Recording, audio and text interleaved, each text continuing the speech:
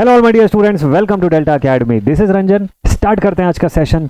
7th module आप लोग देख रहे हैं, electrical installations and safety, electrical installations and protection का पोर्शन हम लोग देख रहे हैं। सब्जेक्ट का नाम है basic electrical engineering. First year all university exam के स्टूडेंट्स के लिए हम लोग ये चीज कर रहे हैं, ये मस्त तरीके से स्टडी। और इस स्टडी के अंदर आज की क्लास में हम लोग क्या पढ़ने वाले हैं भाई? आज की क्लास में ना एक बहुत ही फंडामेंटल चीज के बारे में बात करेंगे and that thing is circuit breakers. पिछली क्लास में फ्यूज के बारे में बात किया था, देखा था कि प्रोटेक्शन इंस्ट्रूमेंट्स में सबसे पहला जो डिवाइस आता है हमारा, that is a fuse. Fuse कितने टाइप के होते हैं, क्या कैरेक्टरिस्टिक्स होती है फ्यूज की, ठीक है। और बेसिक्स के फॉर्म में देखा था कि फ्यूज की वर्किंग क्या होती है। अब आज की क्लास में जिस चीज के बारे में पढ़ेंगे उसका इंपॉर्टेंस बहुत ज्यादा है। पावर सिस्टम्स के अंदर तो बहुत डिटेल में पढ़ोगे आप इसके बारे में, लेकिन फिलहाल फर्स्ट ईयर बेसिक इलेक्ट्रिकल के अंदर जितना पोर्शन है उसके अकॉर्डिंग अगर आपको बताऊं तो आपको डिफरेंट टाइप के सर्किट ब्रेकर्स के ऊपर क्वेश्चन पूछा जाता है in your examination, B it your MCB, MCCB, RCCB, है ना। तो अर्थ लीकेज सर्किट ब्रेकर हो गया, ईएलसीबी वगैरह जो हो गए, इन सब के बारे में क्वेश्चंस एग्जामिनेशन में बहुत कॉमनली देखे होंगे आप लोग, है ना। तो आज उसी टॉपिक को पढ़ेंगे, शॉर्ट रखने की कोशिश करूंगा इस वीडियो को। इसके जो टाइप्स मैंने अभी आपको बताया वो आगे आने वाली क्लासेस में आपको कवर करके बताऊंगा, बट आज फिलहाल हम लोग शुरू करते हैं सबसे पहले तो कि सर्किट ब्रेकर क्या है। तो आज का टॉपिक है circuit breaker. First question mind में ये आएगा, सर्किट ब्रेकर क्या करता है, क्या होता है सर्किट ब्रेकर? सर्किट ब्रेकर एक टाइप का ऑटोमेटिक या मैनुअल डिवाइस आप कह सकते हो इसको। ऑटोमेटिक वर्क भी करता है, मैनुअली भी वर्क करता है। इसका पर्पस क्या होता है, नाम से क्या समझ में आ रहा है, सर्किट ब्रेकर, मतलब ये सर्किट को ब्रेक कर सकता है। क्यों सर्किट को ब्रेक करना होगा? सर्किट में जरूर फॉल्ट करंट आ रही होगी, या तो ह्यूज अमाउंट की करंट आ रही होगी किसी ओवरलोड की वजह से, या कहीं पे शॉर्ट सर्किट हो गया होगा जिसकी वजह से बहुत ज्यादा अमाउंट की करंट जो है या बहुत ज्यादा अमाउंट की सप्लाई जो है वो उस लाइन से ट्रैवल कर रही होगी। उसको क्लियर आउट करना जरूरी होता है ताकि हमारे आगे के जो इक्विपमेंट्स हैं, पावर सिस्टम के जितने भी अदर इक्विपमेंट्स हैं, उनको बचाया जा सके। तो उस फॉल्टी लाइन को डिस्कनेक्ट करना ही मेन काम होता है सर्किट ब्रेकर्स का, ठीक है। तो इसी के बारे में सबसे पहले तो लिख लेते हैं कि सर्किट ब्रेकर होता क्या है, ठीक है। तो चलिए, आज की क्लास का टॉपिक भी यही है, सर्किट ब्रेकर्स। तो हम लोग अभी आज यहाँ पर एसएफयूज पढ़ चुके थे पिछली क्लास में। ये content of LT switch gear, इसको शुरू किए थे हम लोग पिछली क्लास में, ये कवर हुआ था, एसएफयू कवर हो चुका है, ठीक है। आज की क्लास में बात करेंगे about the basic circuit breakers, plus साथ में एमसीबी का पोर्शन कंप्लीट करेंगे, ठीक है। एमसीबी बताऊंगा आपको आज की क्लास में, बाकी सारी वैरायटीज जो है वो नेक्स्ट क्लास में हम लोग स्टडी करेंगे, ठीक है। तो भाई सबसे first question, sir what is a circuit breaker? Circuit breaker क्या होता है? तो सर सर्किट ब्रेकर जो है वो एक तरीके का स्विचिंग डिवाइस होता है। क्या डिवाइस होता है? It is a switching device, जिसको कि हम मैनुअली या ऑटोमेटिकली ऑपरेट कर सकते हैं। किस लिए ऑपरेट करना है? For controlling and protecting electrical power system. किससे प्रोटेक्शन? हैवी करंट से, ओवरलोड कंडीशन से, इन चीजों से प्रोटेक्शन प्रोवाइड करना है, ठीक है। यहां पे आप देख सकते हैं सर्किट ब्रेकर के सिंबल भी बने हुए हैं। स्टैंडर्ड फॉर्म में आप देखेंगे तो सर्किट ब्रेकर का ये सिंबल होता है, बट डिपेंडिंग अपॉन कि आर्क क्वेंचिंग मीडियम क्या है उसके हिसाब से अलग अलग सिंबल यूज किए जाते हैं, ठीक है। अभी आर्क क्वेंचिंग मीडियम के बारे में आपको कुछ भी नहीं पता होगा अगर आप फर्स्ट टाइम पढ़ रहे हैं तो अभी इसके बारे में मत सोचिए, एक सिंबल जस्ट ध्यान में रखिए। आगे डिस्कस करते जाएंगे, धीरे धीरे राज खुलते जाएंगे, सर्किट ब्रेकर के बारे में क्लैरिटी आती जाएगी, ठीक। तो ये एक डायग्राम यहाँ पे बना हुआ है, सर्किट डायग्राम। एक सर्किट ब्रेकर का बेसिक ऑपरेशनल डायग्राम कुछ ऐसा दिखता है। मैं इससे नहीं बताऊंगा आपको, मैं एक आसान सा डायग्राम ड्रॉ करूंगा, क्योंकि एग्जामिनेशन में भी आपको ड्रॉ करना पड़ सकता है जब पूछेगा सीबी के बारे में, तो वहां आप कैसे ड्रॉ करोगे वो मैं आपको करके बताऊंगा अभी, ठीक है। तो सबसे पहले देखते हैं कि सर्किट ब्रेकर होता क्या है। So it is an electrical protection device which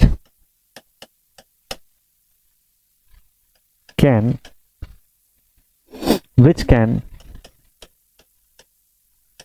break or disconnect the circuit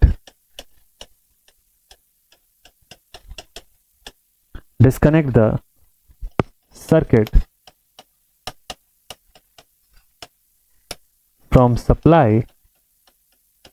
in case of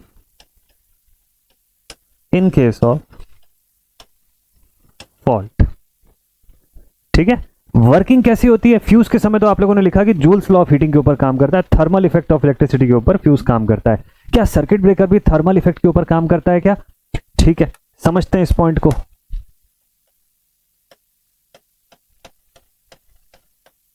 लिखेंगे a circuit breaker operates on thermal and electromagnetic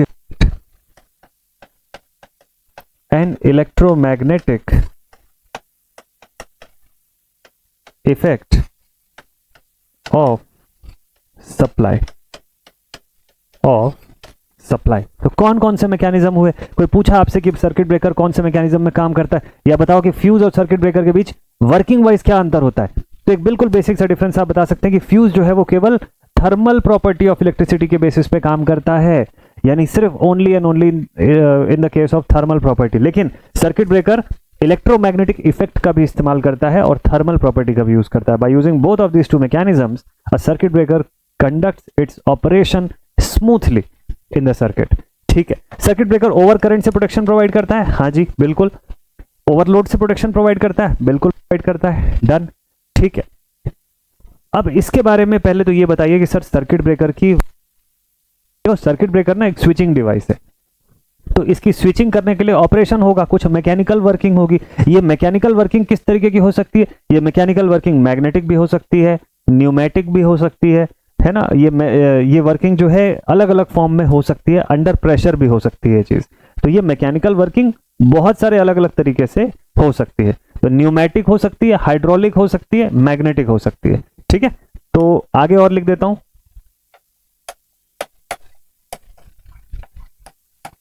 So the working of a CB can be pneumatic, hydraulic और magnetic, depending upon की nature क्या है, किस range की supply से disconnect करना है हमको ओवरऑल। ये सब बहुत सारी प्रॉपर्टीज जो है उसके आधार पे ये सब डिसाइड होता है। ठीक है, तो हम लोग सबसे पहले तो बात करते हैं कि वर्किंग ऑफ सर्किट ब्रेकर क्या होता है। वर्किंग ऑफ सर्किट ब्रेकर काम कैसे करता है? अब मैं आपको एक बढ़िया सी सर्किट बना के दिखाता हूं। ये सर्किट अगर आपको समझ में आ जाएगी तो समझ लीजिए कि एग्जामिनेशन में ड्रॉ करना आपके लिए इजी हो जाएगा। अब एग्जामिनेशन में आप आसानी से बना लेंगे।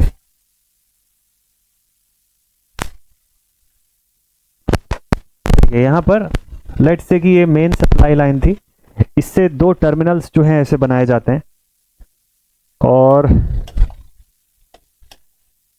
इस पोर्शन पे होता है हमारे पास एक करंट ट्रांसफार्मर।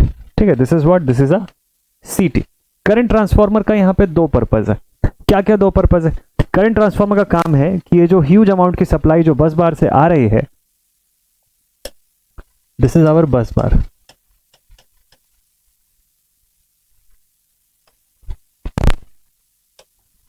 ठीक है, तो ये पोर्शन हमारा बस बार है।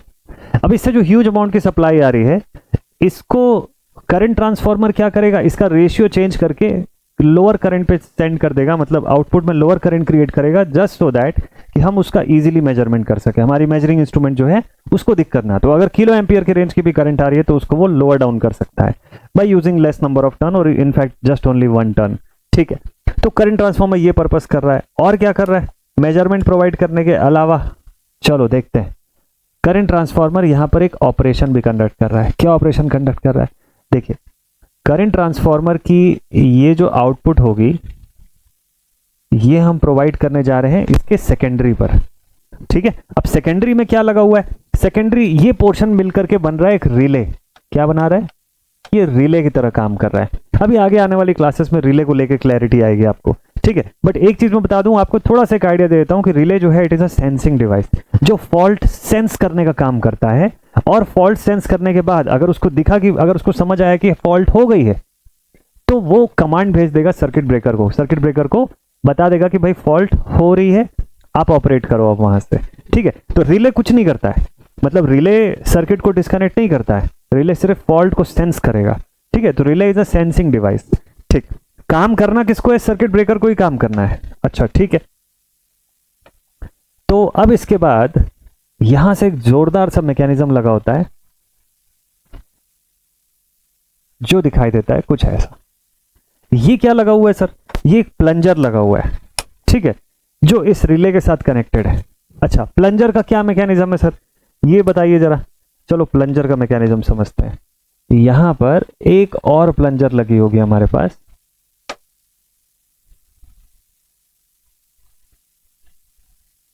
कुछ ऐसा, ठीक है। अब थोड़ा सा इस डायग्राम को मैं मॉडिफाई करता हूं ताकि इसको समझना इजी हो जाए।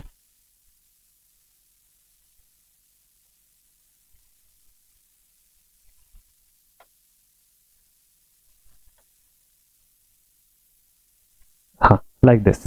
अभी ठीक है। चलो इसको समझने लायक बनाने के लिए हम लोग यहां से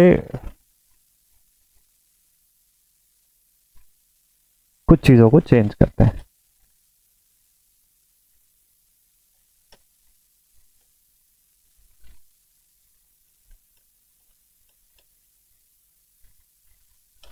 ठीक है, एक ये बढ़िया सी मैकेनिज्म हो गई। अब हम लोग क्या करेंगे, इसको वापस से थोड़ा ऊपर ढकेलते हैं। अब देखिए एक बहुत बढ़िया सा सर्किट अरेंजमेंट बन गया। अगर इसको आप देख पा रहे हैं तो ये सर्किट ब्रेकर का एक बढ़िया सा बेस्ट सा सर्किट डायग्राम क्रिएट हो चुका है। अब इसके अंदर क्या क्या चीजें होती है उसको समझने की बात है। देखिए सबसे फर्स्ट थिंग तो मैंने आपको बताया यहाँ पे करंट ट्रांसफार्मर लगा हुआ है। ये मेन आपके बस बार है, सप्लाई लाइन है पूरी, इससे सप्लाई जा रही होगी, ठीक है। यहां पर दो कॉन्टैक्ट बनाया, let's say contact A and contact B. इससे भी एक प्लंजर जुड़ा हुआ है, इसका नाम रख लीजिए plunger P2, that is plunger P2। अभी लिखेंगे इनके बारे में, ठीक है, अभी वो सब मत सोचिए, आप सिर्फ बस समझते जाइए कि हो क्या रहा है। अब ये जो सर्किट, ये जो करंट ट्रांसफार्मर है, ये करंट को लोअर कर दिया। सेकेंडरी साइड में एक रिले है जिसको सप्लाई दिया इसने, इस रिले के साथ जुड़ा हुआ है प्लंजर। ये प्लंजर किस चीज का बना हुआ है? सॉफ्ट आयरन का बना हुआ है, ताकि जब मैग्नेटिक फील्ड क्रिएट हो तो ये उसके फील्ड, उसके अकॉर्डिंग अट्रैक्ट हो, ठीक है। लेकिन यहां पर ये अट्रैक्शन इसको ऊपर की तरफ ढकेलेगा। कैसा करेगा ये अट्रैक्शन? इसको ऊपर की तरफ ढकेलेगा। तो फिर इसके मैकेनिज्म को थोड़ा ध्यान से देखें तो इसमें तो ऐसा नहीं दिखाई दे रहा है ऐसा कुछ होते हुए, तो हम ठीक है इसको थोड़ा सा सही से बना देते हैं। अच्छा ऐसा है, अब समझ आया। तो इसका मतलब अगर मैग्नेटिक फील्ड बनती है तो ये प्लंजर नीचे की तरफ आएगा, ऊपर नहीं जाएगा। नीचे की तरफ आएगा तो क्या होगा? ये कॉन्टैक्ट को पूरा करेगा, ठीक है। नॉर्मली कैसा होता है ये प्लंजर, मतलब नॉर्मली किस पोजीशन पे रहता है? मान लो कि अगर मैं यहाँ पे दोनों टर्मिनल्स को टर्मिनल X एंड Y बोल देता हूं, तो क्या ये XY टर्मिनल को हमेशा शॉर्ट रखता है या ओपन रखता है? मतलब बोलने का ये है कि नॉर्मली ओपन या नॉर्मली क्लोज्ड, किस पोजीशन पर रहता है ये प्लंजर? तो इसका राइट आंसर है कि ये प्लंजर नॉर्मली ओपन कंडीशन पे रहता है, ठीक है, नॉर्मली ओपन। इसकी पोजीशन कैसी रहती है कोई पूछेगा तो आप बता सकते हो कि it is in NO position, okay. Plunger P1 NO position पर रहता है, जो रिले से जुड़ा हुआ प्लंजर है, ठीक। दूसरी तरफ यहां पे प्लंजर P2 है, जो हमेशा किस कंडीशन पे रहना चाहिए?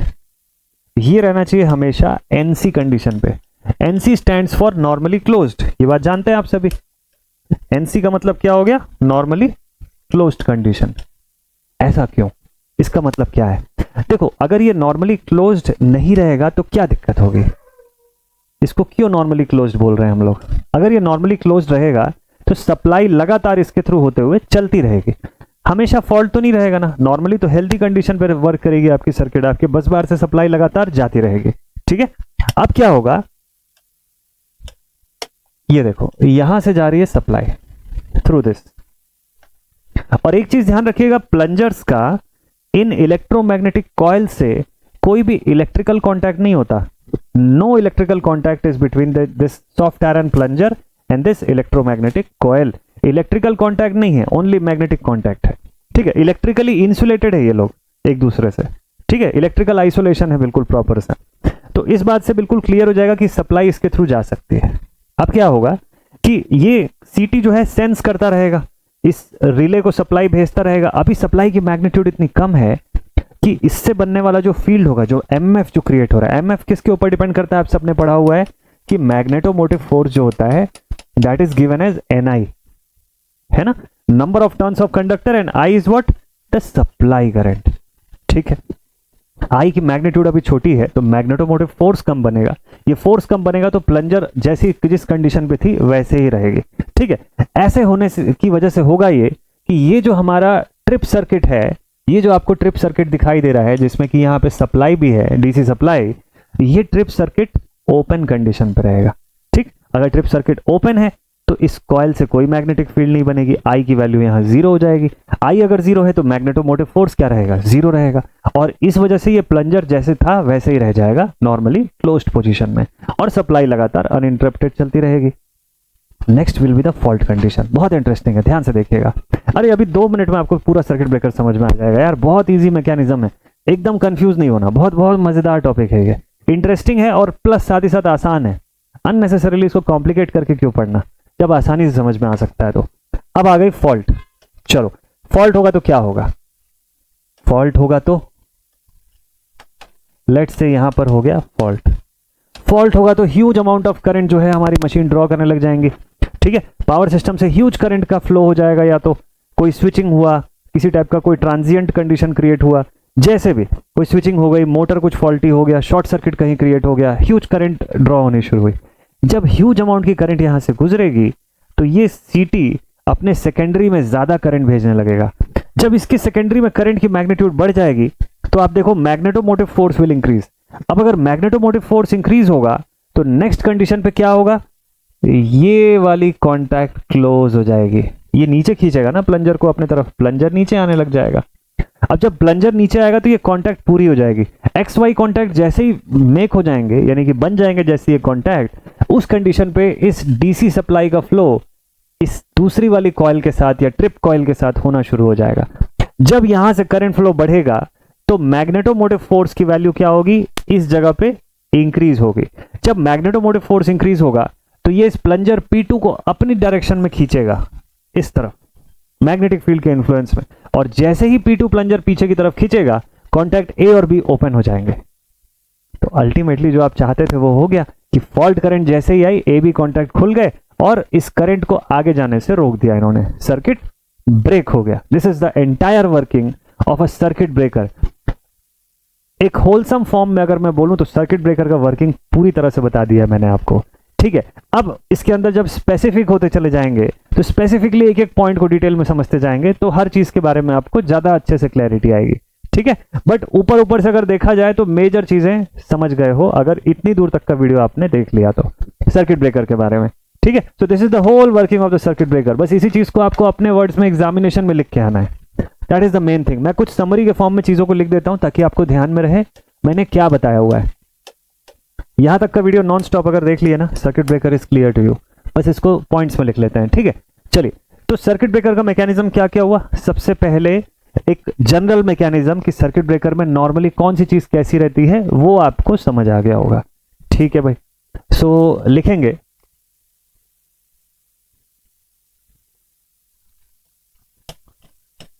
a CT is connected, मैं लिखवा भी देता हूं चलो एग्जामिनेशन के पॉइंट ऑफ व्यू से मेजर फॉर्म में कि कैसे आपको लिखना है। A CT is connected with bus bar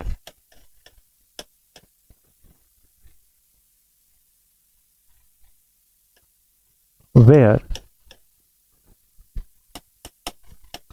the secondary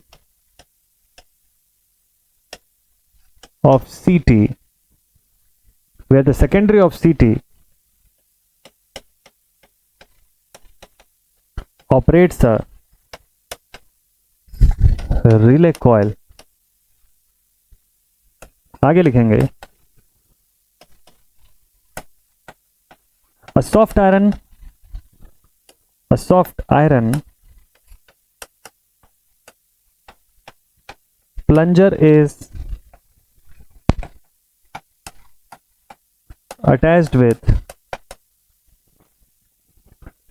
plunger is attached with a relay coil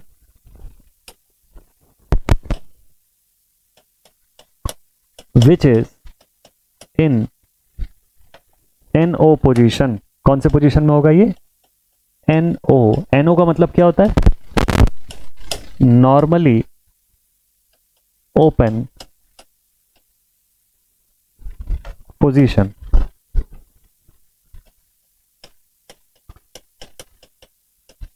ठीक है, नेक्स्ट उसके बाद trip circuit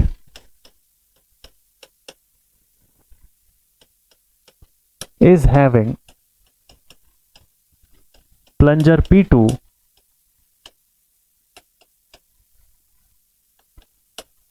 between the bus bar contact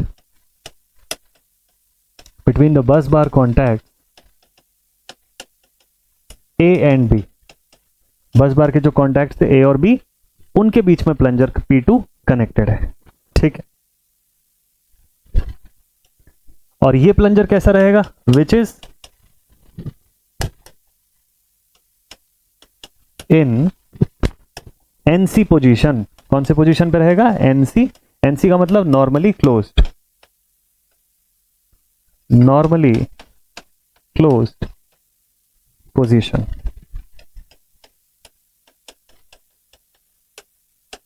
ठीक है, नॉर्मली क्लोज्ड पोजीशन पे रहेगा। नाउ केस 1, पहला केस लिखते हैं, first case. When no fault. देखो फॉल्ट का मतलब क्या हो गया, फॉल्ट मतलब ओवर करंट हो गई ना, ह्यूज अमाउंट की करंट जाएगी सर्किट में, हमको उसी से तो बचाना है हमारे पावर सिस्टम को। तो हमारे ऑपरेटर्स को पूरे सब चीजों को उसी ओवर करंट से बचाना है, चाहे वो ओवरलोडिंग की वजह से आ रहा हो, शॉर्ट सर्किट की वजह से आ रहा हो, रीजन कुछ भी हो सकता है इसका, बट ओवर करंट से हमको प्रोटेक्शन प्रोवाइड करना है मेजरली। तो जब कोई भी फॉल्ट नहीं होगा, then when no fault, then P1 remains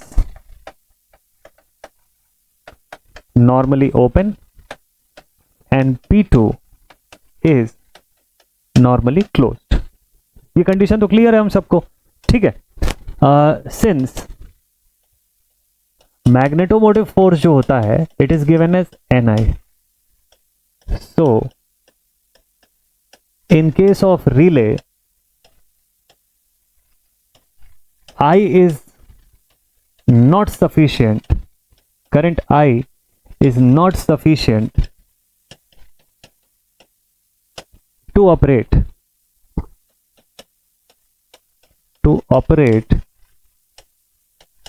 plunger P1, thus P2 remains in NC position and the supply is uninterrupted। Supply is uninterrupted। अभी तक सप्लाई में कोई दिक्कत नहीं है। ठीक है, अब केस 2 ले लीजिए। केस 2 पे होगा fault. When fault causes overcurrent flow, over current का फ्लो हो रहा है, रीजन पता करने की अभी फिलहाल कोई जरूरत नहीं है, हमको बस इतना पता है कि कुछ फॉल्ट हुआ है जिसकी वजह से ओवर करंट हो रहा है। ये फॉल्ट कुछ भी हो सकता है ना, हो सकता है शॉर्ट सर्किट हुआ, हो सकता है लोड इंक्रीज हो गया हो सडनली। तब क्या होगा इस केस में, अब हमको पता है कि MF is equal to NI होता है, since I increases therefore relay current causes the magnetomotive force to increase। magnetomotive force to increase। अब magnetomotive force यहां से इंक्रीज होगा, इसकी वजह से क्या हो जाएगा, सो अब हम लोग ये बोलेंगे कि thus the plunger P1 operates and shorts the contact, operates and shorts the contact। कौन सा कॉन्टैक्ट, XY, कॉन्टैक्ट XY को क्लोज कर देता है। शॉर्ट्स की जगह पे आप ये वर्ड भी यूज कर सकते हो, and closes the contact. Short की जगह पे हम लोग ये भी बोल सकते हैं कि it closes the contact X Y contact को ये क्या करता है, क्लोज कर देता है। ठीक है, now what happens with that, अब ऐसा होते ही does the trip circuit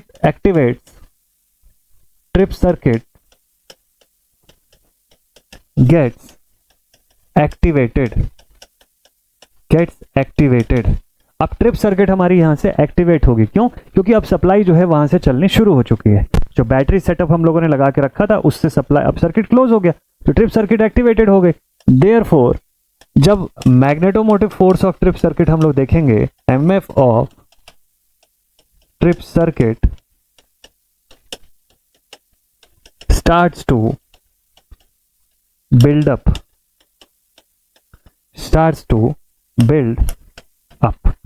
magnetomotive force जो है ट्रिप सर्किट का, अब वो बिल्डअप होना शुरू हो जाएगा। जैसे एमएमएफ जो है वो बिल्डअप होना शुरू हो जाएगा तो वो प्लंजर P2 को अपनी डायरेक्शन में खींचेगा। सो दस P2 operates and is pulled back, leading to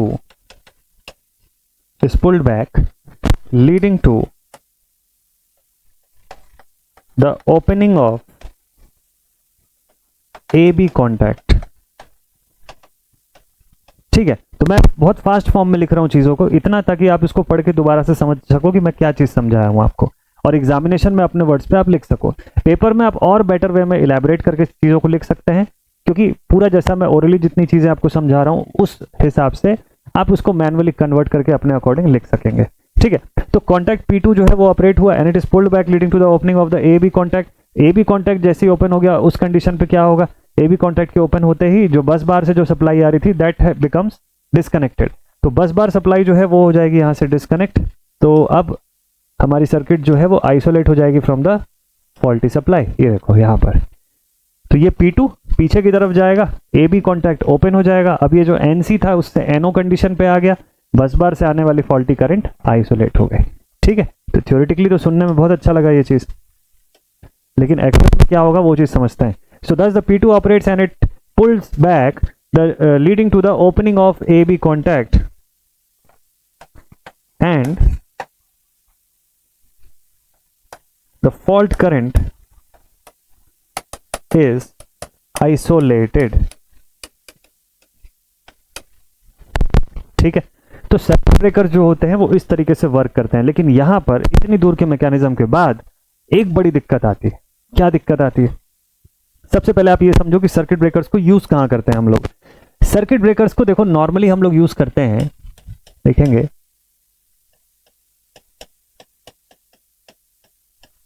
the circuit breakers are normally used for higher fault current elimination। अब आप ये सोचोगे कि सर फ्यूज में भी तो हम लोगों ने यही लिखा था कि फ्यूज जो होते हैं वो ओवर करंट या ओवरलोड की कंडीशन में काम करने को बने होते हैं, तो सर्किट ब्रेकर क्यों, वो भी तो वही कर रहा है। Then why are we using circuit breaker, हम फ्यूज ही क्यों नहीं लगा देते हैं पावर सिस्टम के अंदर। देखो क्या होता है, फ्यूज जो होता है ना उसकी रेटिंग फिक्स्ड रहती है। फ्यूज वायर अगर आप लगा रहे हो उसकी थिकनेस अगर फिक्स्ड है और कॉन्टैक्ट के बीच का गैप फिक्स्ड है, तो कई बार क्या होगा कि जब ह्यूज अमाउंट ऑफ करंट जहां पे फ्लो हो रही होगी, सपोज कर लो कि 10 किलो एम्पियर की करंट कहीं फ्लो हो रही है, 100 एम्पियर की भी अगर करंट फ्लो हो रही है, आप ये सोचो कि अगर फ्यूज कॉन्टैक्ट्स को अगर आप ध्यान से देखोगे, लेट्स से यहां पर आपने एक फ्यूज कनेक्ट कर दिया, ठीक, करंट जो है वो अमाउंट की फ्लो होने लगी, जब तक 10 एम्पियर फ्लो हो रही है कोई दिक्कत नहीं है, ये फ्यूज बर्न आउट हो गया। फ्यूज अगर बर्न आउट हो गया तो अभी 10 एम्पियर में तो कोई प्रॉब्लम नहीं है, लेकिन इस 10 एम्पियर की जगह पे अगर 100 एम्पियर की करंट फ्लो हो रही होगी तो क्या होगा पता है, यहां से ये कॉन्टैक्ट आपको लग रहा है ब्रेक हो गया, लेकिन यहां से हो जाएगा आयोनाइजेशन। क्या होगा, आयोनाइजेशन फिनोमिना काम करने लग जाएगा। आयोनाइजेशन फिनोमिना की वजह से यहां पे एक प्लाज्मिक आर्क क्रिएट हो जाएगा। आयोनाइजेशन आर्क भी इसको आप बोल सकते हो। जिस भी मीडियम में आप यूज कर रहे हो, मेजॉरिटी ऑफ द चीजों को हम लोग एयर में ही यूज करते हैं, अगर आउटडोर्स में यूज कर रहे हैं तो एयर एज अ मीडियम अगर वर्क कर रहा है तो उसकी डाई इलेक्ट्रिक स्ट्रेंथ उतनी हाई नहीं होती है जितनी हमको रिक्वायर्ड होती है इस आयोनाइजेशन आर्क को रोकने के लिए।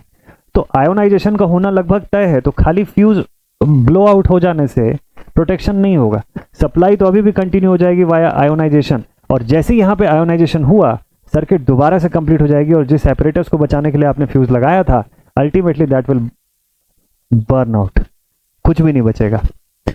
ऐसा ना हो, इस प्रोसेस के लिए, इस चीज के लिए हम लोगों को किस चीज की जरूरत पड़ती है, हमको सर्किट ब्रेकर की जरूरत पड़ती है। अच्छा, दूसरा चीज, फ्यूज अगर मैं यहाँ पे लगा भी रहा हूँ, चलो आपने बोला कि सर कॉन्टैक्ट का डिस्टेंस बढ़ा दो, आयोनाइजेशन नहीं होगा, ठीक है मैं मान गया, मैं कॉन्टैक्ट का डिस्टेंस भी यहाँ से इंक्रीज कर देता हूँ, ठीक है, लेट्स से कि कॉन्टैक्ट डिस्टेंस को मैंने इंक्रीज कर दिया जैसा आपने बोला आयोनाइजेशन से बचाने के लिए, ठीक है डन। लेकिन फिर भी एक दिक्कत है, अगर ये फ्यूज ब्लो आउट हो जाता है तो मुझे दोबारा से एक नया फ्यूज यहाँ पे कनेक्ट करना होगा, और हो सकता है कि ये ऐसा करने के लिए मुझे सप्लाई लाइन को थोड़ी देर के लिए रोकना पड़े, इस लाइन से सप्लाई को थोड़ी देर के लिए रोकना पड़े, ये पॉसिबिलिटी है, ठीक है। प्लस अदर फॉल्टी कंडीशंस में, अच्छा मैं इसको ऑल्टर नहीं कर सकता हूँ, फ्यूज ब्लो आउट होने के बाद मेरे पास कोई मैकेनिज्म नहीं है इसको तुरंत ठीक करने का, मुझे जाके इसको रीवायर करना पड़ेगा। नॉर्मली अगर रीवायरेबल फ्यूजेस है तो एचआरसी वगैरह है तो मुझे इसको हटा के एक नया एचआरसी लगा के यहाँ फिट करना पड़ेगा, उतनी देर के लिए सप्लाई को या तो रोकना पड़ेगा या एक डेंजरस सिचुएशन में काम करवाना पड़ेगा लोगों को, ठीक है। तो इन सारी चीजों से बचने का बिल्कुल सिंपल सा तरीका है कि जब भी आप हैवी करंट पे काम कर रहे हो तो आप फ्यूज को मत प्रेफर करो। फ्यूज के साथ बहुत सारी टाइप की दिक्कतें हैं, जैसा हम लोगों ने देखा, एक तो वो सिर्फ थर्मल इफेक्ट पे काम करता है, thermal effect of electric current पे। तो थर्मल इफेक्ट पे अगर केवल काम कर रहा है ना, तो आप ये ध्यान देना कि एम्बिएंट टेम्परेचर भी उसको अफेक्ट करेगी, कुछ परसेंटेज में एम्बिएंट टेम्परेचर का भी बहुत बड़ा रोल होता है फ्यूज को ऑपरेट करवा देने में। अगर बहुत huge amount of ambient temperature चल रहा है, या वो हमारी जो डिवाइस है वो किसी फर्नेस के आसपास फ्यूज लगा दिया मैंने, तो फर्नेस से टेम्परेचर इतना इंक्रीज होगा कि हो सकता है उसकी वो जो मेटालिक स्ट्रिप होगी वो अपने आप ही ब्रेक हो जाए, जबकि उतनी हैवी करंट जा भी नहीं रही थी, ठीक है, ये कंडीशन है। फिर ऑपरेटिंग टाइम का जो डिफरेंस है, फ्यूज का ऑपरेटिंग टाइम बहुत क्विक होता है, फ्यूज के साथ कुछ अच्छी बातें भी हैं। एडवांटेजेस क्या है कि लेस कॉम्प्लिकेटेड रहता है, कोई कॉम्प्लिकेशन है ही नहीं, सिंपल एक मेटालिक स्ट्रिप आपने कनेक्ट कर दिया, हो गया, फ्यूज बन गया। कॉस्ट इफेक्टिव रहता है, बहुत सस्ता होता है ना। तो ऐसे बहुत सारे एडवांटेजेस है, क्विक ऑपरेशन है, मिली सेकेंड्स के अंदर, 20 मिली सेकेंड्स के अंदर ऑपरेट कर जाएगा आपका फ्यूज नॉर्मली। तो ये सारी सिचुएशंस तो है, लेकिन इसके साथ डिसएडवांटेज ये है कि रीसेट करने में बड़ा दिक्कत है। फ्यूज को दोबारा रीसेट करने के लिए हमको, जैसा मैंने आपको बताया, या तो सप्लाई रोकनी पड़ेगी या उस डेंजरस सिचुएशन में जाके उतनी देर जब तक आप फ्यूज को फिट कर रहे हो उतना समय आपका बर्बाद जाएगा, वेस्ट जाएगा।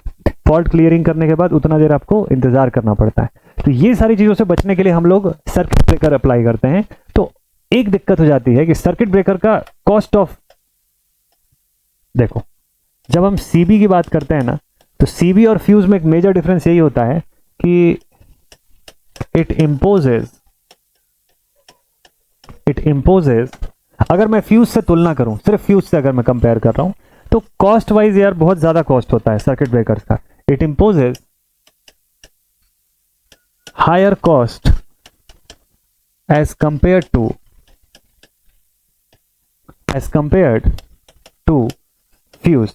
फ्यूज के तुलना में हमेशा सर्किट ब्रेकर महंगा ही होगा, हमेशा नॉर्मली। तो अगर ये कॉस्टली है तो मैं हर छोटी छोटी सप्लाई के घर में सर्किट ब्रेकर लगाने लग जाऊं, मान लो मेरे घर में 5 एम्पियर की सप्लाई है, उसके लिए भी सीबी में बना के लगा सकता हूं, ठीक है, होते भी हैं उसके लिए सीबी। बट अगर मैं एक एक सेगमेंट के लिए सर्किट ब्रेकर लगाते चला जाऊं तो मेरा तो कॉस्ट बहुत इंक्रीज हो जाएगा। जबकि फ्यूज लगा के मैं उसी चीज को इजी प्रोटेक्शन प्रोवाइड कर सकता हूं। जब मुझे पता है कि फॉल्ट करंट अगर 5 एम्पियर की सप्लाई आ रही है, नॉर्मली ऑपरेटिंग करंट आ रही है, तो फॉल्ट करंट मेरी 10-20 एम्पियर से ऊपर नहीं जाने वाली, ठीक है। तो ये रेंज मुझे समझ में आ गया, तो मुझे सर्किट ब्रेकर की वहां नीड नहीं है, वहां तो फ्यूज से काम हो जाएगा, क्योंकि वहां आयोनाइजेशन नहीं होने वाली ना, इस लेवल पे आयोनाइजेशन नहीं हो जाएगा, ठीक है। लेकिन जब मैं हैवी करंट पे काम कर रहा हूं, 100 एम्पियर 200 एम्पियर, जहां पे 10-10 किलो एम्पियर के रेंज की फॉल्ट करंट आने वाली है, तो वैसे केस में फ्यूज कुछ काम नहीं करने वाला है। फ्यूज जो है वो उतना यूजेबल नहीं होगा जितना सर्किट ब्रेकर काम का होगा, ठीक है। एक और तकलीफ है, दिक्कत क्या है कि जैसा मैंने बताया कि आर्क का क्रिएशन हो जाएगा। जब फ्यूज आप यूज करोगे, फ्यूज ब्लो आउट हो जाएगा तो आर्क बनेगी। क्या सर सर्किट ब्रेकर में आर्क नहीं बनती है क्या? चलो बात करते हैं। जब ये मैकेनिज्म मैं आपको बता रहा था आपसे थोड़ी देर पहले, तो इस मैकेनिज्म का आखिरी पॉइंट जो था वो बहुत क्रूशियल था, ये वाला पॉइंट। आई होप आप लोगों ने इसको नोटिस किया होगा, क्योंकि प्लंजर के इस हिस्से से सप्लाई होके गुजर रही थी।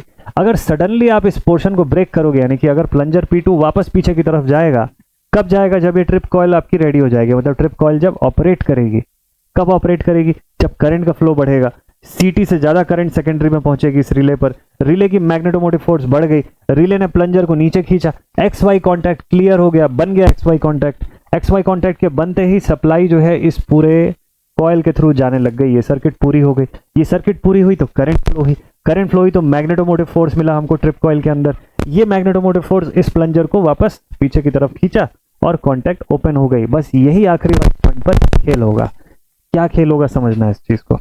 जैसे ये प्लंजर पीछे की तरफ पुल आउट होगा, एक दिक्कत हो जाएगी, क्योंकि आप बहुत हैवी करंट पे काम कर रहे हो। देखो इसको, ये पीछे पुल आउट हुआ ना, इसके पीछे पुल आउट होते ही यहां पर ह्यूज अमाउंट का आर्क क्रिएशन होगा। क्या क्रिएशन होगा? आर्क क्रिएशन होगा। ये कौन सा आर्क होगा? प्लाज्मिक आर्क क्रिएट होगा वहां पे।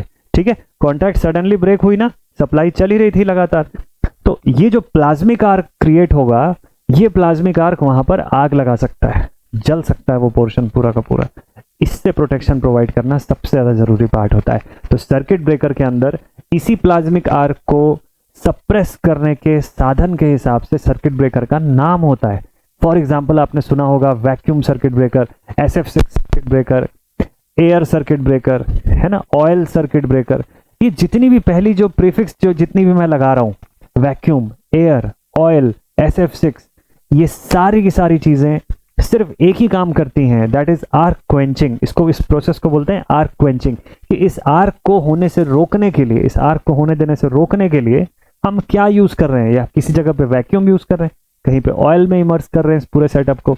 डाई इलेक्ट्रिक स्ट्रेंथ जिस ऑयल की बहुत हाई होगी, एयर से ज्यादा होंगे ये सब, क्योंकि नॉर्मली एयर जो है वो काफी नहीं होगी इस आर्क को रोकने के लिए। तो इसलिए हमको एक्सटर्नली कोई दूसरा डाई इलेक्ट्रिक चाहिए जो यहाँ आर्क क्रिएशन को रोके, क्योंकि अगर ऐसा नहीं होगा तो यहाँ पर ह्यूज अमाउंट में आयोनाइजेशन क्रिएट होगा और उससे हो सकता है कि कॉन्टैक्ट पूरी हो जाए, ये सर्किट ब्रेकर जल भी जाए।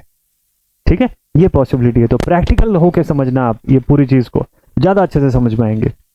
तो सर्किट जो होता है वो सप्रेस करना ही मेन पोर्शन होता है, जिसको हम लोग आर्क क्वेंचिंग बोलते हैं। ठीक है, तो चलो अब इस पॉइंट को थोड़ा सा लिख लेते हैं। 6th पेज पे आ गए। In CB, the plasmic arc creation, लिखेंगे plasmic arc creation is a major issue during its trip coil operation. Trip coil operation, trip coil के ऑपरेट करने पर ही दिक्कत जाती है। जब तक ट्रिप कॉइल नहीं ऑपरेट कर रहा है तब तक सब कुछ सही था। ठीक है, जैसे ही ट्रिप कॉइल ने प्लंजर P2 को पीछे खींचा, तुरंत ही वहां पे आर्क का क्रिएशन होगा। ठीक है, the technique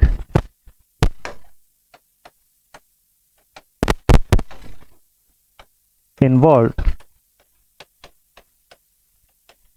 in suppressing this arc,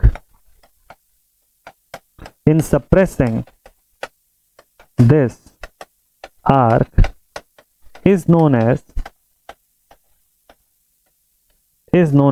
क्या बोलते हैं इस प्रोसेस को? Arc quenching is known as arc quenching. तो अगली बार जब मैं ये वर्ड यूज करूंगा आर्क क्वेंचिंग, तो आप समझ जाएंगे कि आर्क क्वेंचिंग यानी हम यहाँ पे आर्क को सप्रेस करने की बात कर रहे हैं। ठीक है, तो मोस्टली जो सर्किट ब्रेकर्स का क्लासिफिकेशन होता है वो इसी आर्क क्वेंचिंग मैकेनिज्म के हिसाब से होता है कि हम आर्क को कैसे क्वेंच आउट कर रहे हैं, कैसे रिड्यूस कर रहे हैं, सप्रेस कर रहे हैं। ठीक है, चलो तो आर्क क्वेंचिंग होता है। ठीक है, और इसकी वर्किंग को समझते हैं। तो हमारा एक सर्किट ब्रेकर जो है, इसके ऑपरेशन को तो हम लोगों ने देख लिया कि ये कैसे काम कर रहा है, क्या मैकेनिज्म होता है। रियल लाइफ में सर्किट ब्रेकर कैसे काम करता है देखना है आपको। ये देखो, रियल लाइफ में सर्किट ब्रेकर देखो किस तरीके से ऑपरेट करता है। एक बेसिक सा MCB का एग्जांपल ले लेते हैं हम लोग। MCB जो होती है उसका फुल फॉर्म होता है miniature circuit breaker. Miniature circuit breaker आगे चल के पढ़ेंगे इसके बारे में। कांस्टेंट या फिक्स्ड कांटेक्ट होते हैं, दूसरे मूविंग कांटेक्ट्स होते हैं। ठीक है, फिक्स्ड कांटेक्ट का काम होता है सप्लाई को कैरी आउट करना और आगे फॉरवर्ड करना। मूविंग कांटेक्ट्स का काम होता है टू मेक और ब्रेक द सर्किट, सर्किट बनाना या सर्किट को ब्रेक करना जरूरत पड़ने पे। इस चीज को करते हैं हम लोग। फ्यूज से कहीं बेटर होता है सर्किट ब्रेकर अगर हमको रीसेट करने में आसानी चाहिए तो। मतलब फॉल्ट आया, फ्यूज भी ब्रेक हो गया, फॉल्ट आया, सर्किट ब्रेकर भी डिस्कनेक्ट कर दिया, लेकिन वापस रिकनेक्शन सबसे जल्दी सर्किट ब्रेकर कर सकता है। ऑटोमेटिक भी कर सकता है, मैनुअल भी कर सकता है। एमसीबी आप सबने अगर ऑपरेट किया होगा तो आप सबको पता होगा कि एमसीबी में भी जो स्विच होती है, अगर कहीं शॉर्ट सर्किट हुआ, एमसीबी ट्रिप ऑफ हो गया, लेकिन फॉल्ट क्लियर करके तुरंत ऑन करेंगे, तुरंत चालू हो जाएगा सर्किट ब्रेकर। वहां अलग से लाके कोई वायरिंग करके आपको फ्यूज दोबारा लगाने की नीड नहीं पड़ती है। फ्यूज के केस में ऐसा होता है कि आपको फ्यूज या तो पूरा बदलना पड़ेगा या फिर एक नया फ्यूज ला करके वहां अटैच करना पड़ेगा या रीवायर करना पड़ेगा अगर किट कैट यूज कर रहे हो आप तो, ठीक है। बट यहां ऐसा नहीं होता है। In the case of circuit breaker देखिए ये अभी ऑफ पोजीशन पर है, मैनुअली आप स्विच को ऑन ऑफ कर सकते हैं यहां पर। और देखिए यहां से जब नॉर्मली ये ऑन करेंगे तो सप्लाई जाती रहेगी थ्रू दिस पोर्शन, ये लैच के थ्रू। जैसे कोई टाइप का फॉल्ट आएगा यहाँ पे कॉन्टैक्ट्स ओपन हो जाएंगे और कॉन्टैक्ट्स ओपन होते ही ये स्विच ऑफ की पोजीशन पे चला जाएगा। ये बिल्कुल इसका बेसिक सा एक वर्किंग मैकेनिज्म है, ठीक है। तो आप देख रहे हैं कि यहाँ पर दो टाइप की चीजें काम कर रही है। मैंने आपको बोला कि circuit breaker electromagnetic plus thermal दोनों ही फिनोमिना पे काम करता है। तो इलेक्ट्रोमैग्नेटिक कैसे, वो प्लंजर का मूवमेंट जो था वो इलेक्ट्रोमैग्नेटिक फील्ड के हिसाब से ही चलता है, that is the electromagnetic phenomena. Thermal कैसे, यहां पर आप जब देखेंगे बाई मेटालिक स्ट्रिप जो लगी होती है वो जब हीट अप होगी तो उसके आधार पे वो क्या करेगा, वो अपने कॉन्टैक्ट को ओपन करने के लिए ऑपरेट करेगा। तो वो थर्मल फिनोमिना से होता है, इसीलिए हम लोग वहां पे बाई मेटालिक स्ट्रिप का इस्तेमाल करते हैं। बाई मेटालिक के बारे में जब एमसीबी में लिखवाऊंगा आपको तो वहां पर डिटेल में लिखवाऊंगा, ठीक है। तो ये इसकी वर्किंग होती है बेसिकली। तो इसका ओवरऑल वर्किंग को अगर आप देखें तो देखिए इसमें यहाँ पर ये कॉन्टैक्ट्स बने हुए रहते हैं, पिवट का पोर्शन होता है इस जगह पे, यहाँ पे होती है आपकी electromagnetic coil, current from external power supply normally यहाँ से जाती होती है, ठीक है। यहाँ पर स्प्रिंग लगा होता है। अगर किसी तरीके से फॉल्टी करंट जाती है, यहाँ पे ह्यूज अमाउंट की करंट जाने लग गई तो आई की वैल्यू यहाँ से इंक्रीज हो जाती है, जिससे कि एमएमएफ जो है वो इंक्रीज हो जाएगा, ठीक है। ये इंक्रीज हो जाएगा, magnetomotive force, strong magnetic field ये क्रिएट करने लग जाएगा।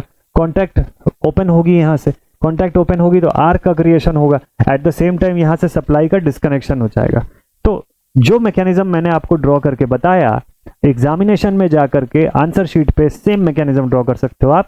अगर आपको इन जनरल सर्किट ब्रेकर के बारे में पूछता है तो इजी वे में मैंने आपको बताने की कोशिश किया इसके अंदर, ठीक है। तो ये तो हो गया भाई, चलो इसके बारे में पूरा डिटेल्ड वर्किंग। इसका कंस्ट्रक्शन वगैरह जो है वो कैसा होता है लिखेंगे, its construction involves two major components, क्या क्या, एक होगा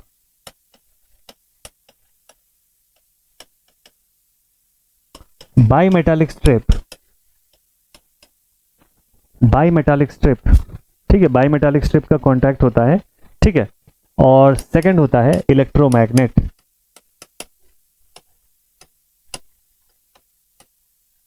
दो मेजर कंपोनेंट होते हैं, ठीक है। अभी तक हम लोगों ने बात किया था आर्क क्रिएट हो रहा है, आर्क की नॉर्मली एमसीबीज के अंदर कैसे होता है वो चीज अभी आप देखेंगे, ठीक है। इसका एक बढ़िया सा वीडियो से मैं आपको दिखाऊंगा अभी, ठीक है। तो अब क्या होता है, पहले बाई मेटालिक स्ट्रिप जो होती है उसमें मेटल, अलग अलग टाइप के मेटल्स को बॉन्ड करते हैं इंडस्ट्रियल ट्रीटमेंट के थ्रू, ठीक है। और वो एक स्ट्रिप जो है उसका हम लोग क्रिएशन करते हैं। इसी स्ट्रिप का काम ये होता है कि जब ह्यूज अमाउंट ऑफ करंट इसके थ्रू फ्लो होगी तो ये गर्म होगा तो ये बेंडिंग करेगा, और ये जैसी बेंडिंग करेगा लैच जो है वो ओपन हो जाएगी। एमसीबीज के अंदर लैच ओपन हो जाएगी, और जैसी लैच ओपन होगी कॉन्टैक्ट डिस्कनेक्ट हो जाएगा, और कॉन्टैक्ट जैसी डिस्कनेक्ट हुआ, ओपन हुआ, तुरंत वहां से जो सप्लाई का फ्लो है वो रुक जाएगा। लेकिन इस प्रोसेस के बीच आर्क का क्रिएशन जरूर होगा। आर्क क्रिएशन को भी कम करने के लिए, आर्क क्रिएशन को भी खत्म करने के लिए वहां पर एक आर्क क्वेंचिंग मीडियम जो है, आर्क क्वेंचिंग सेटअप जो है वो क्रिएट किया जाता है। आर्क क्वेंचिंग मैश क्रिएट करते हैं, वो कैसे काम करता है इसको भी हम लोग देखेंगे, ठीक है। अब सर्किट ब्रेकर के टाइप्स क्या क्या होते हैं पहले इसको समझते हैं। क्या क्या टाइप के सर्किट ब्रेकर होते हैं, चलिए देखते हैं। सबसे पहले तो यहां से देखिए सर्किट ब्रेकर का कंस्ट्रक्शन। ये एक एमसीबी है, एक रेगुलर टाइप का एमसीबी जो आप देखते होंगे, सिंगल पोल एमसीबी जिसको हम लोग बोलते हैं, हमारे घरों में भी लगा होता है इस टाइप का। तो सर्किट ब्रेकर में हम लोगों ने बोला दो मेन कंपोनेंट होते हैं, बाईमेटालिक स्ट्रिप और इलेक्ट्रोमैग्नेट। ठीक है, सर्किट ब्रेकर काम कैसे करता है? By detecting the fault. कौन कौन से फॉल्ट? जैसे ओवरलोड्स हो गया, शॉर्ट सर्किट हो गया, फॉल्ट को डिटेक्ट करेगा और सर्किट ब्रेकर करंट फ्लो को स्टॉप करेगा। ठीक है, और डिफरेंट टाइप के आर्क क्वेंचिंग मैकेनिज्म जो है उसको एक्टिवेट करेगा, जिसके बेसिस पे वो रीसेट कर सकते हैं हम लोग वापस से फॉल्ट क्लियर करने के बाद, और आर्क को सप्रेस कर सकते हैं। ठीक है, सर्किट ब्रेकर के टाइप्स क्या क्या होते हैं? देखिए, सर्किट ब्रेकर ना डिपेंडिंग अपॉन कि किस सप्लाई रेंज पे आप इस्तेमाल कर रहे हो उसके हिसाब से डिफरेंट टाइप के सर्किट ब्रेकर्स होते हैं। आपको याद होगा मैंने प्रीवियस क्लास में आपको एक स्लाइड दिखाया था जहां सर्किट ब्रेकर के टाइप का क्लासिफिकेशन लिखवाया हुआ है। इसको 3 कैटेगरी में हम लोग divide, HV supply, medium voltage supply and LV supply. तीन अलग अलग टाइप की जो कैटेगरीज होती हैं। जैसे एलवी सप्लाई है 1 केवी है, उसके नीचे तक की सप्लाई जो है वो लो वोल्टेज की कैटेगरी में आती है। फिर 1 केवी के अबव की कैटेगरी, पूरा लिखे हुए हैं हम लोग इस चीज को। ठीक है, तो कहां पे कौन सा सर्किट ब्रेकर यूज होता है वो डिपेंड करेगा कि आपको आर्क क्वेंचिंग मैकेनिज्म कौन सी चाहिए। जितनी लोअर रेंज की सप्लाई पे आप काम करोगे कम होगा। Lower the arc, lower will be the requirement for arc quenching mechanism. जैसे जैसे हायर सप्लाई पर आप जाते चले जाओगे, जैसे एचवी सप्लाई पे जाओगे, तो यहां पर आर्क भी बहुत ह्यूज क्रिएट होगी। क्यों? क्योंकि करंट भी जो वहां फ्लो हो रही है वो किलो एम्पियर्स के रेंज में हो सकता है, 10 किलो एम्पियर की करंट जा रही है। अब 10 किलो एम्पियर की करंट से ऑब्वियस सी बात है कि आर्क भी बहुत ह्यूज क्रिएट होगी, आग लगने का भी खतरा होगा। तो डाई इलेक्ट्रिक जो वहां पे यूज करोगे वो बहुत good amount of dielectric होना चाहिए, गुड लेवल का डाई इलेक्ट्रिक होना चाहिए। तो ऐसे केसेस में हम लोग क्या यूज करते हैं? हम लोग यूज करते हैं SF6 सर्किट ब्रेकर यूज करते हैं। अब यहां पर जो SF6 गैस है उसका इस्तेमाल हम लोग आर्क क्वेंचिंग करने के लिए यूज करते हैं। Vacuum circuit breaker, oil circuit breaker का जो इस्तेमाल करते हैं, ये सब कुछ आर्क को सिर्फ सप्रेस करने के हिसाब से यूज किए जाते हैं। एलवी सप्लाईज के अंदर आप देखोगे तो आर्क का कोई बहुत ज्यादा सीन नहीं रहता है, तो वहां बेसिक आर्क क्वेंचिंग मैकेनिज्म या बेसिक आर्क स्प्लिटर्स जो है उसका इस्तेमाल करते हैं ताकि एक बड़ी आर्क को छोटे छोटे पार्ट्स में स्प्लिट किया जा सके। ठीक है, तो एलवी सप्लाई के केस में हम लोग क्या यूज करते हैं? यहां पे यूज करते हैं आर्क स्प्लिटर। अभी आप मैकेनिज्म में देखोगे जब एमसीबी के बारे में बात करेंगे तो। ठीक है, तो हम लोग अगर लो वोल्टेज एप्लीकेशन के रेस्पेक्ट में बात करें तो हमको एक सर्किट ब्रेकर जिसके बारे में पढ़ना है जो बहुत कॉमनली यूज होता है, that is MCB, miniature circuit breaker. House holds में इस्तेमाल करने के लिए, डोमेस्टिक पर्पसेस में इस्तेमाल करने के लिए, lower value of current supply में यूज करने के लिए इसको बनाया जाता है। नॉर्मली इसकी रेंज 100 एम्पियर के आसपास तक की होती है, 100 एम्पियर के ऑपरेटिंग करंट के आसपास तक ये वर्क करेगा। और इस कंडीशन पर जो आपका मिनिएचर सर्किट ब्रेकर होता है उसको, उसी का एक मॉडिफाइड फॉर्म इंडस्ट्रियल वर्जन जो होता है वो होता है एमसीसीबी। ठीक है, तो मोल्डेड केस सर्किट ब्रेकर हम लोग जिसको बोलते हैं, ये सेकंड वाला आ गया, moulded case miniature circuit breaker या मोल्डेड केस सर्किट ब्रेकर इसको बोला जाता है, जो इंडस्ट्रियल पर्पस के लिए यूज होता है। इसको ऑटोमेटिकली भी ऑपरेट करा सकते हैं, इसको रिमोटली भी ऑपरेट कराया जा सकता है। इसके साथ ये एडवांटेज होता है, लगभग 630 एम्पियर्स के आसपास तक की रेंज के लिए इसको हम लोग इस्तेमाल कर सकते हैं। देन उसके बाद नेक्स्ट होता है अर्थ लीकेज सर्किट ब्रेकर। अर्थिंग से रिलेटेड अगर कोई फॉल्ट हो रहा है तो वहां पे ईएलसीबी का हम लोग इस्तेमाल करते हैं। And then residual current circuit breaker, RCCB, तो किसी भी टाइप की रेसिडुअल करंट ओवरऑल, चाहे अर्थ से हो चाहे एपरेटस से हो, तो उस टाइप की कोई भी रेसिडुअल करंट अगर कहीं से फ्लो हो रही है उस केस में ऑपरेट करने के लिए बनाया जाता है। घरों की सेफ्टी के लिए हम लोग यूजुअली आरसीसीबी का बहुत इस्तेमाल करते हैं, बट डिटेल में पढ़ेंगे तो समझेंगे कि क्या होता है, कैसे काम करता है ये। ठीक है, तो ये कुछ एलवी टाइप के सर्किट ब्रेकर्स हैं जो लो वोल्टेज एप्लीकेशन में इस्तेमाल किए जाते हैं। ठीक है, एलवी सर्किट ब्रेकर्स, इनका एप्लीकेशन देखा जाए तो देखो इतनी वैरायटी के सर्किट ब्रेकर्स होते हैं। एसी टाइप हो गए, एयर ब्लॉक जिसको यूजुअली मैं एयर सर्किट ब्रेकर बोल रहा था, then vacuum type circuit breaker, SF6 type circuit breaker, moulded case type के सर्किट ब्रेकर्स हो गए, है ना। इसके अलावा single pole, miniature, air type. ये सिंगल पोल डबल पोल तो एक का कंस्ट्रक्शन, एक का वर्किंग समझ गए तो दोनों का बना सकते हो आप मल्टीपल पोल के सर्किट ब्रेकर डिजाइन कर सकते हो एमसीबी के हेल्प से। ठीक है, चलिए और इसके बारे में देखते हैं। और यहां पर है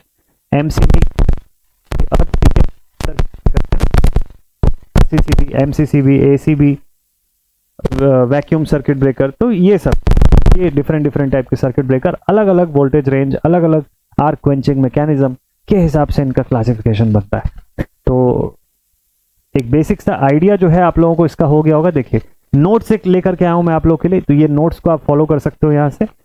इस नोट्स का मेजर पोर्शन जो है वो मैं आपको बता दूं, हाई वोल्टेज एप्लीकेशन जो कि 72.5 केवी से ऊपर का रहता है, वहां पे ऑयल या SF6CB का हम लोग यूज करते हैं, ठीक है। मीडियम वोल्टेज एप्लीकेशन अगर आप देखोगे, ये देखो मीडियम वोल्टेज एप्लीकेशन है 1 केवी से 72.5 केवी, तो वैक्यूम या SF6 सर्किट का हम लोग यूज करते हैं। Low voltage application less than 1 केवी, तो एयर या मिनिएचर सर्किट ब्रेकर वहां पे प्रीफर रहता है। बस सिर्फ रेंज को ध्यान रखने के लिए मैं ये चीज आपके लिए लेकर के आऊंगी, ताकि आपको ये पॉइंट याद रहे कि क्या क्या रेंज जो होता है हाई, मीडियम और लो के लिए प्रेफर्ड रहता है, ठीक है।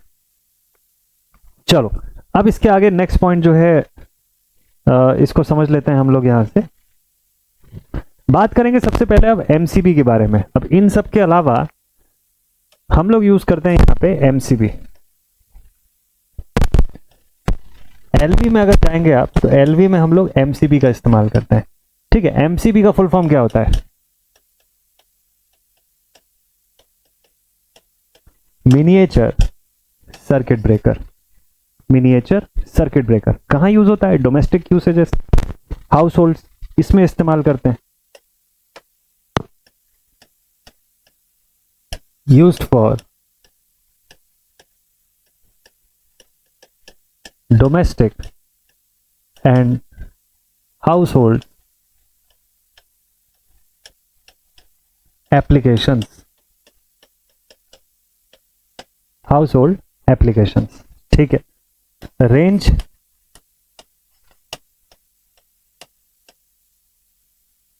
यूजुअली 100 एम्पियर्स के आसपास की रेंज होती है, ठीक है। अब होता क्या है MCB, चलिए आपको स्लाइड्स के थ्रू समझाता हूं ये चीज। What is an MCB? ये सबसे पहला क्वेश्चन। तो भाई मिनिएचर सर्किट ब्रेकर क्या होता है? एक ऑटोमेटिकली ऑपरेटिंग इलेक्ट्रिकल स्विच के जैसा ही काम करता है। ये दोनों तरीके से काम करता है, एक स्विच के जैसा भी काम करेगा और एक सर्किट ब्रेकर जैसा भी काम करेगा। तो मैनुअली स्विचिंग भी कर सकते हो आप इसमें ना, ऑन ऑफ स्विच की तरह भी यूज कर सकते हो, और फॉल्ट आने पे ऑटोमेटिकली भी ऑपरेट कर जाएगा ये, ठीक है।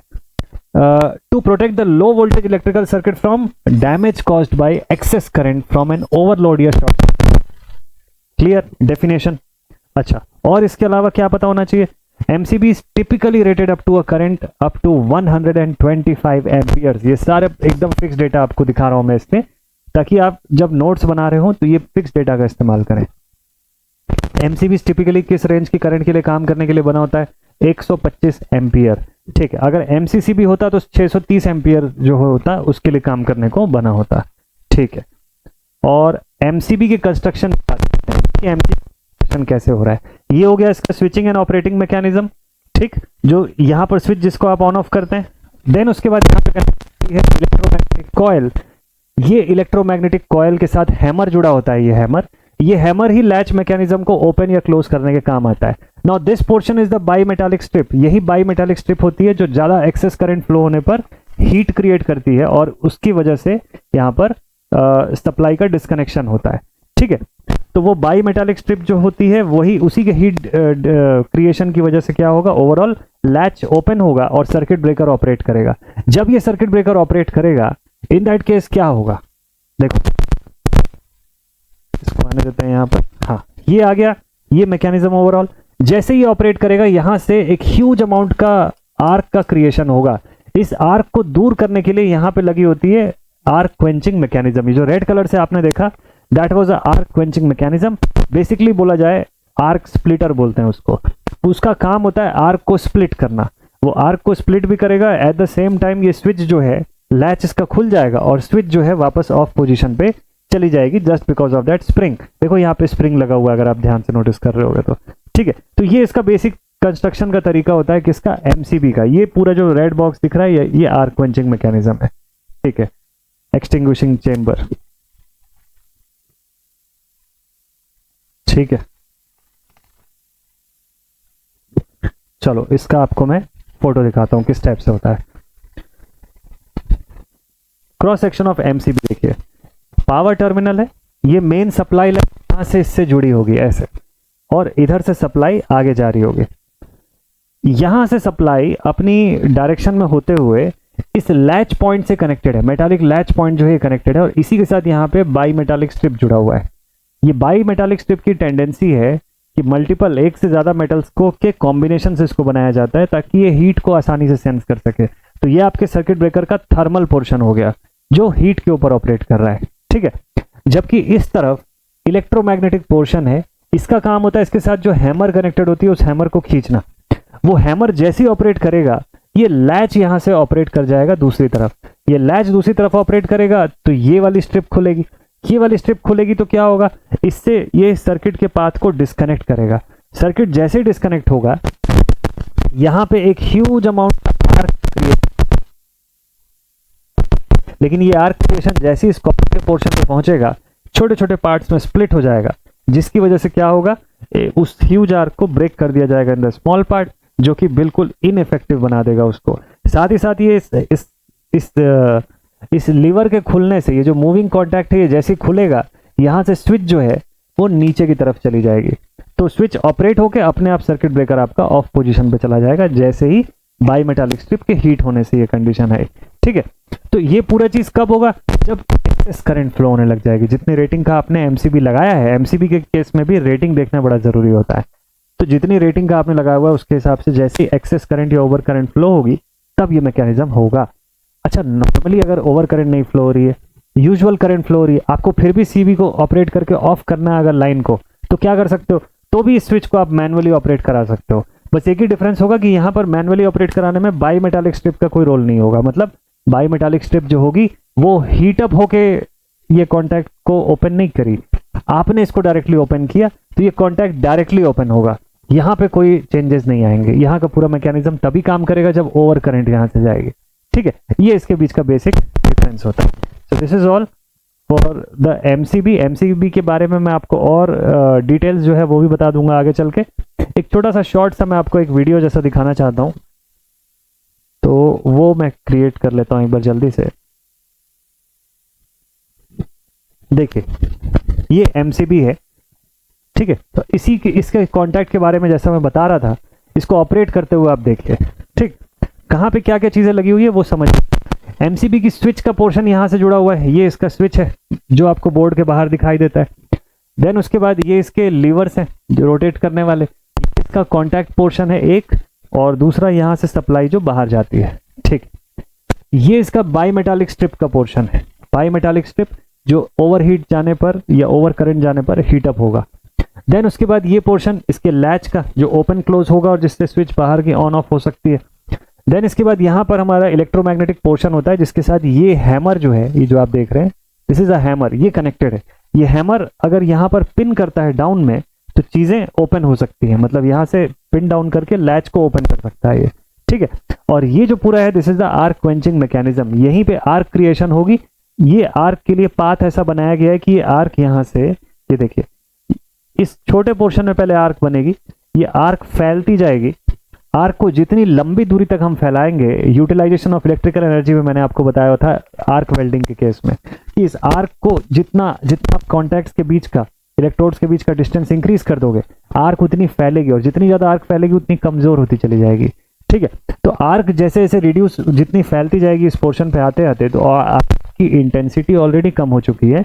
अब हम इसको सेंड कर दिए कहाँ पर, आर्क स्प्लिटर पे, ये स्प्लिट कर देगा आर्क को बहुत सारे छोटे छोटे पार्ट्स के अंदर, जिसके बाद ये पूरी तरह से इनइफेक्टिव हो जाएगी आर्क। तो आग लगने का कोई भी खतरा यहाँ पे नहीं रहेगा। इसको ऑपरेट करता हुआ दिखाता हूं मैं आपको, ध्यान से देखिएगा। देखा कि ये किस तरीके से सडन ऑपरेशन होता है इसका, और किस तरीके से ये ऑपरेट होकर के आर्क यहाँ से क्रिएट भी हुई और आर्क खत्म भी हो गई इसके अंदर, और इसका कॉन्टैक्ट जो है वो ब्रेक हो गया यहाँ से। तो this was the basic operation of an MCB. इसका डिटेल्ड नोट्स जो है वो भी मैं आपको लिखवा दूंगा डिटेल में। तो नेक्स्ट क्लास में जब हम मिलेंगे तो हम लोग एमसीबी, एमसीसीबी, आरसीसीबी, इन सब के बारे में ऐसे ही गुड लेवल पे वीडियोस के साथ, डायग्राम्स के साथ प्रॉपर कंसेप्ट डिस्कस करेंगे। तो मजा भी आएगा आपको पढ़ने में और चीजें गुड वे में आपको क्लियर भी होती जाएंगी। आज की क्लास का नोट्स आपको सेंड कर दूंगा पीडीएफ के फॉर्म में, along with this video in the description box. I hope आप लोग एंजॉय कर रहे होंगे ये सब सेशंस। कल की क्लास में मिलते हैं with a detailed description of MCB and other type of circuit breakers. फिर चलेंगे नेक्स्ट टॉपिक पे और जल्दी ही इस चैप्टर को कंप्लीट करेंगे। तो सेशन अब यहीं पर एंड अप करते हैं। जरूर से बताइएगा कैसा लगा आपको ये सेशन। मिलते हैं आप सभी से नेक्स्ट क्लास में। Till then take care all my dear students and keep watching all of the lectures. Connected. जय हिंद। Thank you.